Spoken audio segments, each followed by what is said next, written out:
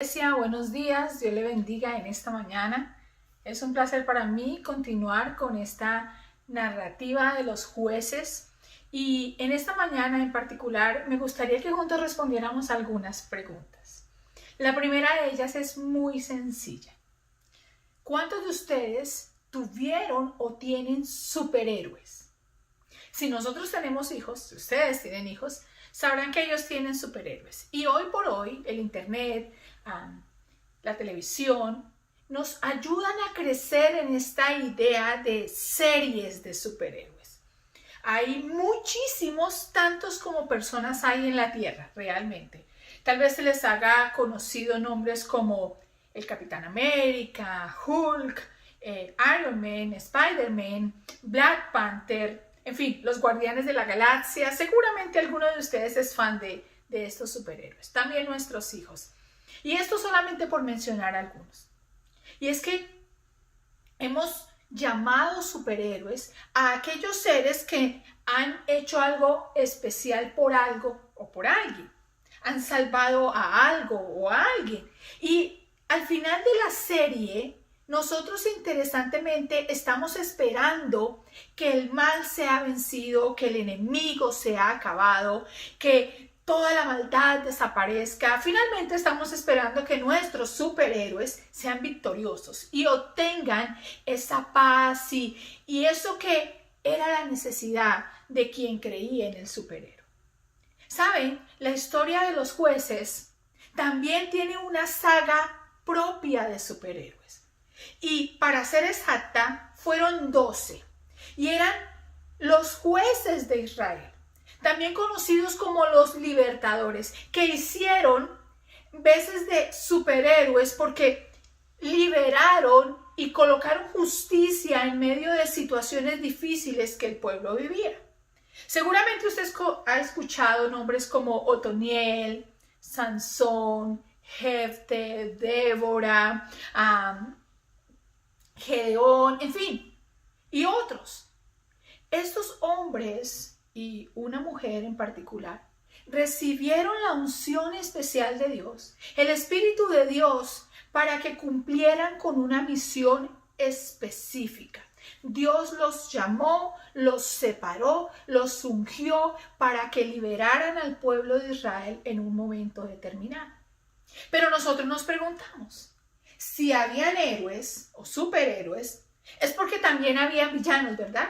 Claro, y es que los villanos o los malos de la película en la época de los jueces eran los amorreos, los fereceos, los heteos, los jebuseos, bueno, y por supuesto estos famosos filisteos, los habitantes de la tierra de Canaán.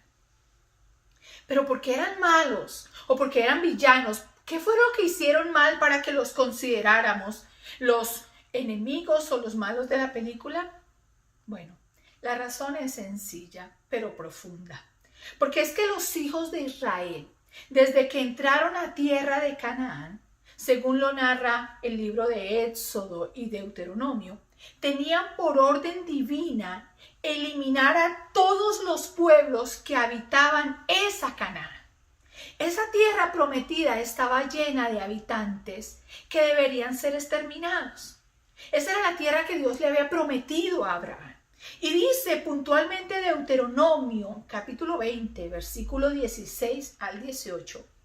Pero de las ciudades de estos pueblos que Jehová tu Dios te da por heredad, ninguna persona dejarás con vida, sino que los destruirás completamente, al heteo, al amorreo, al cananeo, al fereceo, al heveo, al jebuseo, como Jehová tu Dios te ha mandado, para que no os enseñen a hacer según todas sus abominaciones que ellos han hecho para sus dioses, y pequéis contra Jehová vuestro Dios. ¿Saben? La orden era clara, exterminar. Los israelitas fracasaron en esta misión. Nosotros podemos ver cómo la historia bíblica en los libros de Josué, Jueces, Reyes, nos narran cómo estos israelitas no acabaron con los pueblos de Canaán. Pero Dios no ordenó el exterminio de estas personas porque era un Dios cruel. De ninguna manera, sino para evitar que en el futuro estas naciones que habitaban Canaán esclavizaran a su pueblo. Pero el pueblo de Israel les perdonó la vida, convivió con ellos, adoró sus dioses, se casó con sus hijas, negoció con ellos, hizo pactos una y otra vez. Y por supuesto, la consecuencia es que Dios los entregó en esas manos y terminaron siendo oprimidos. Y hay un dicho por ahí que dice, o te domino o me esclavizas. Y después de Israel haber sido pensado para gobernar aquella tierra, terminó en muchos ciclos de opresión. Pero por supuesto, un pueblo oprimido necesita liberación. Y desde los capítulos 3 al 12 del libro de Jueces, usted verá cómo estos libertadores, estos jueces aparecieron cuando el pueblo más lo necesitaba. Y es que los israelitas vivían de ciclo en ciclo, ciclos de opresión. Dios los bendecía, los prosperaba, pero ellos fácilmente se descarriaban tras las costumbres paganas de estos pueblos, adoraban sus dioses. Como resultado venía la opresión. Cuando estaban oprimidos, Dios tenía misericordia, los veía y mandaba, ungía a un hombre o una mujer para que los liberara. Los liberaban, se establecía la paz y el ciclo volvía a empezar. Bueno, es que básicamente este patrón repetido ocurrió durante todo el Antiguo Testamento.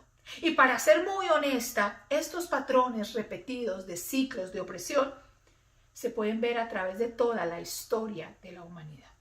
El pueblo de Israel fue escogido por Dios, amado por Él.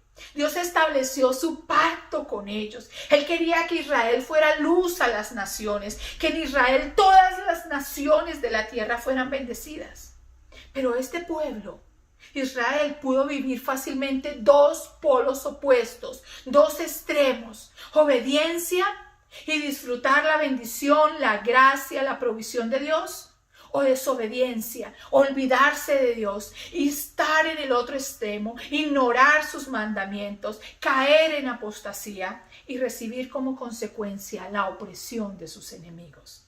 Dos extremos que marcaron las generaciones. La obediencia implicaba bendición y prosperidad, cercanía con Dios. La desobediencia, por su lado, marcaba un camino de derrota y de opresión. Dos extremos que se repitieron constantemente por todas las generaciones, marcando las victorias y las derrotas de este pueblo. Entonces el último de los héroes, el último de los 12, era Sansón. Seguramente ustedes han escuchado hablar de él.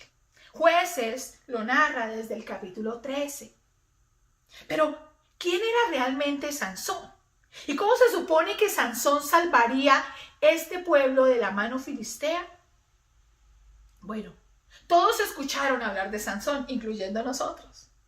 Él fue un ser privilegiado. Sansón fue uno de estos hombres de quien se anunció su nacimiento a través de los ángeles. Juan el Bautista, Jesús, sus nacimientos fueron anunciados por los ángeles y la narrativa de Mateo y de Lucas no lo cuenta. Pero el tercero de estos hombres fue Sansón. Sus padres escucharon de ángeles el propósito que Dios tenía con Sansón.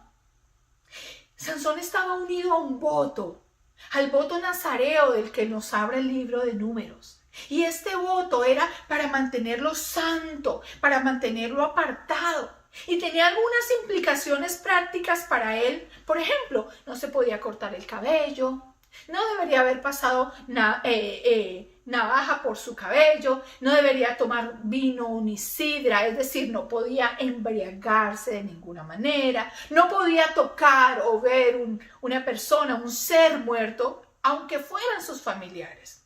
Este voto implicaba en muchos de sus requisitos que Sansón se mantuviera apartado para Dios, separado para Dios, literalmente santo para Jehová. Cuando nació Sansón, crecieron las esperanzas de un pueblo. Este pueblo oprimido necesitaba libertad y Sansón se fortaleció y conforme pasaban los años era el hombre más fuerte de Israel, un hombre poderoso, un hombre que iba por ahí acabando con sus enemigos. Él no necesitaba a nada ni a nadie, no necesitaba un ejército. Él era tan fuerte que lo podía hacer todo solo. Sansón era un gran superhéroe, un libertador, un vencedor. Pero ¿salvaría al pueblo de verdad? Porque es que habían pasado 40 años. Habían estado oprimidos por los filisteos 40 años. Venían de ese ciclo de opresión. Habían sido liberados por Abdón de la tribu de Efraín. Y habían tenido 8 años de paz. Y después de 8 años, 40 años de opresión. Durante esta opresión esperaban que así como veían a Sansón fuerte y libertador, realmente los liberara de la mano de los filisteos. Pero sabe, parece que algo falló en el plan. Por un momento vemos que en este plan de liberación algo pasó. Parece que nuestro superhéroe no iba a lograr realmente su propósito. Y es que el capítulo 16 de Josué nos habla de una gran celebración. Y uno se pregunta, ¿qué tiene que ver esta celebración con Sansón? Bueno, tiene todo que ver, porque allí están los filisteos, los enemigos, los opresores están riendo, celebrando, festejando, tomando vino. Parece que había una gran victoria allí. De hecho, el verso 23 y 24 del capítulo 16 lo menciona así. Nuestro Dios entregó en nuestras manos a Sansón, nuestro enemigo. Ofrezcamos este sacrificio a Dagón. Y es que los filisteos habían atrapado a Sansón. A pesar de que tenía tanta fuerza, este cayó en manos de una mujer, se dejó seducir por una mujer. Ella lo manipuló y finalmente lo entregó en bandeja de plata a los filisteos. Claro, los filisteos con Sansón en la mano lo despejaron de su gloria. Y no solamente perdió su cabellera, sino que le sacaron los ojos, lo pusieron a moler como un animal, lo colocaron en la cárcel, en prisión. Y además de eso, para colmo de males, el Espíritu de Dios ya no estaba con Sansón. Ahora los filisteos, estos hombres griegos importantes, dueños de 5 ciudades preeminentes, que estaban en algo que se denominaba la Vía Maris, que era el camino entre Egipto y el Líbano por la costa, tenían la victoria, tenían a Sansón en sus manos, al héroe. Bueno, se suponía que este héroe iba a salvar a Israel, pero ahora no solamente los enemigos tienen al héroe, sino que este pueblo va a atormentar otra vez a Israel. Les robarán, les pisotearán, en fin. Para este momento, las esperanzas de Israel están totalmente perdidas. Los perversos están ganando.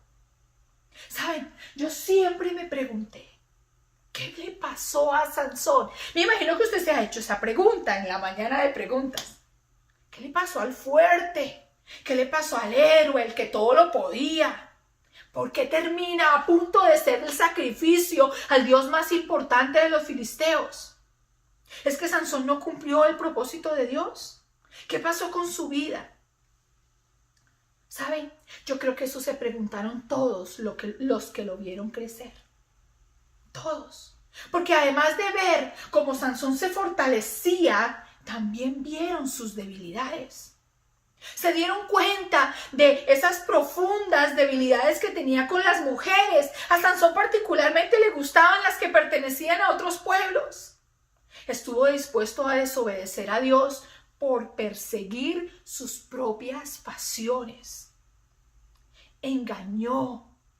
le dio lugar a su mal carácter, le dio lugar a su comportamiento vengativo, se asoció con el pecado, no tuvo problema de estar con rameras, tuvo demasiada arrogancia. En fin, la lista de sus debilidades es enorme y usted la puede encontrar en la narrativa de Jueces.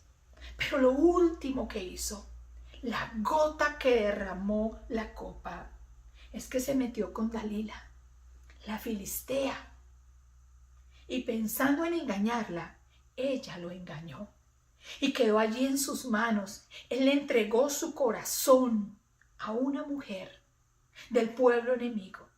La razón de su fuerza se la entregó a sus enemigos. En fin, Sansón quebrantó todo pacto con Dios.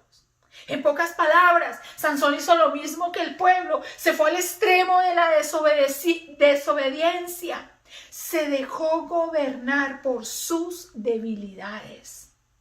¿Sabe? Él, como todos nosotros, como Israel, pudo colocar sus pasiones primero sobre la voluntad de Dios. Colocó su ego sobre la voluntad del que lo había llamado. En fin, jugó con fuego y se quemó. Qué historia tan triste, ¿verdad? Qué frustración. El héroe había fracasado. Pero sabe, hay un momento especial al final de esta historia. Y quiero que lo vea conmigo en el versículo 28 de Jueces 16.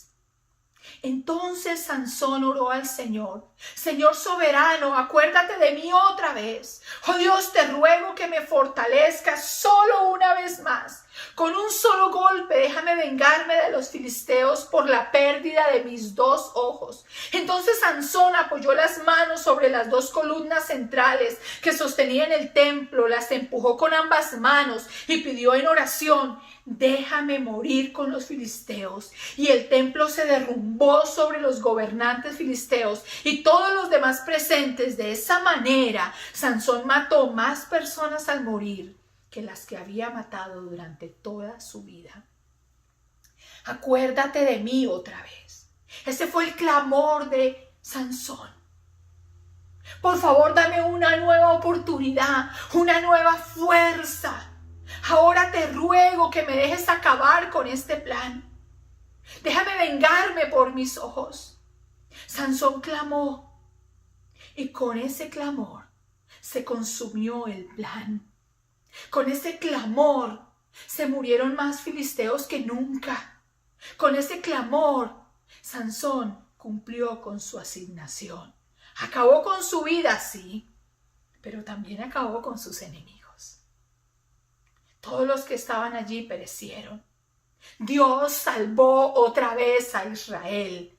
Dios salvó otra vez. Pero qué contradicción de sentimientos. El pueblo celebró que eran libres. Ahora no tienen la opresión de los filisteos, pero han perdido a su superhéroe. ¿Se imaginan a sus hermanos recogiendo aquel cadáver, recogiendo aquel cuerpo, viendo al fuerte de Israel despojado de toda su gloria? Claro, celebraban porque ya no estaban oprimidos, pero el héroe estaba muerto. Israel, después de la muerte de Sansón, tuvo 20 años de libertad. 20 años de paz. Y esa paz terminó cuando otra vez el pueblo de Israel cayó en el ciclo, entregó su obediencia, esperando que un día un libertador, otro libertador, les quitara la opresión para siempre. ¿Sabe? Creo que Sansón es una proyección de Israel.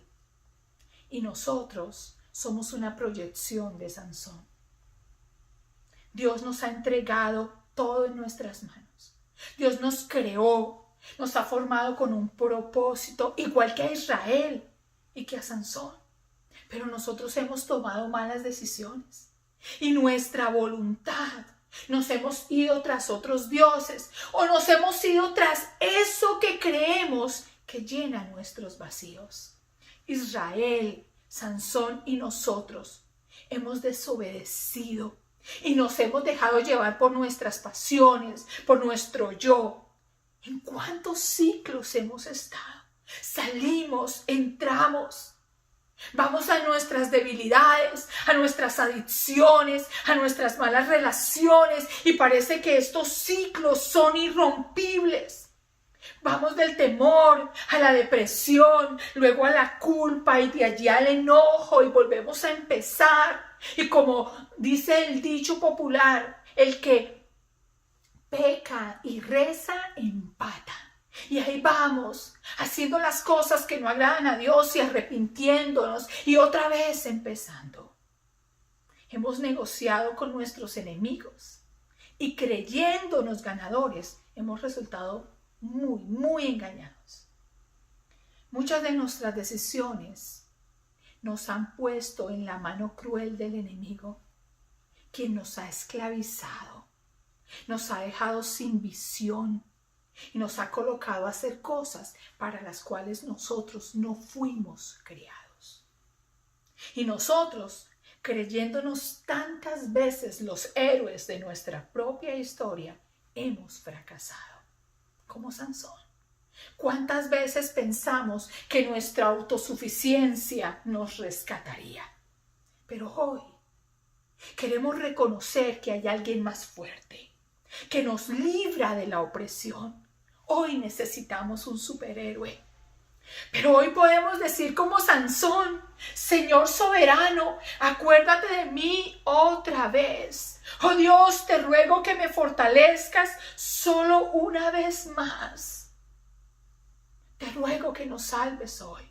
Hoy podemos decirle, porque Dios puede salvar. Salvó con muchos como lo hizo con Otoniel. Salvó con pocos como lo hizo con Gedeón. Y salvó con uno como lo hizo con Sansón. Dios puede salvar. Gloria damos al Padre de Israel, al Padre de Sansón, a nuestro Padre que envió a Jesús, nuestro verdadero superhéroe, a morir en la cruz, a entregarse voluntariamente. Nadie le quitó la vida. Él, con su muerte consumada en esa cruz, logró liberarnos. No momentáneamente, sino para siempre. Para siempre quedaron destruidos nuestros enemigos. Jesús sí cumplió el propósito inicial. Un ángel anunció su nacimiento y una cruz anunció su muerte. Y Jesús, al igual que Sansón, tuvo un clamor antes de morir: perdónalos, porque no saben lo que hacen. Y luego diría: consumado está. El plan está cumplido. Ese plan eterno no falló. Jesús resucitó y eso garantiza que podamos vivir en comunión con Dios, cumpliendo su propósito en nuestras vidas. Ya no tenemos que vivir subyugados a nadie ni a nada. Nosotros somos hoy bienvenidos a dejar en Jesús nuestros propios ciclos de muerte. Podemos recibir perdón y podemos empezar a permitir que el Espíritu de Dios nos dé la fuerza y la dirección para caminar hacia una nueva vida. Hoy podemos dejar en el héroe de toda la historia nuestros fracasos, nuestros temores, porque su clamor en la cruz por nosotros nos dio paz.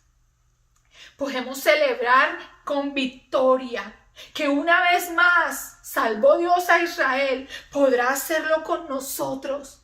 Y podemos descansar para siempre en el hecho de saber que su paz, que la paz no procede de nuestros esfuerzos, de nuestra inteligencia, de nuestra propia sabiduría. Procede del precio que nuestro héroe pagó por excelencia en la cruz. Hoy podemos clamar como Sansón: sálvanos otra vez, llena mis vacíos, libérame de mis rencores, mis miedos, mis malas decisiones. Vuelvo a ti, dame una oportunidad más. Hoy podemos decir: Señor soberano, acuérdate de mí otra vez. Oh Dios, te ruego que fortalezcas tu iglesia una vez más. Jesús, tú eres el héroe de nuestra historia, de toda la historia. Sálvanos hoy de nuestros ciclos de muerte. Amén. Iglesia, le bendigo. Sea muy bendecido.